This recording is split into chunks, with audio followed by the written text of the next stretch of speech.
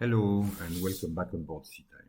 On this episode, I'm going to show you how I change the broken old 16 amps 30 milliampere breaker, differential breaker, to a LEGRAND Mosaic 16 amps 30 milliampere new breaker. So first of all, I cut a piece of paper that I taped on the board over there to get the exact size and cut for the replacement LEGRAND. And I used a saw, I used tools to just make the right shape. Unfortunately, or the aluminum plate here is 1.5 millimeter thick, so that's quite difficult to cut, and I didn't want to remove everything.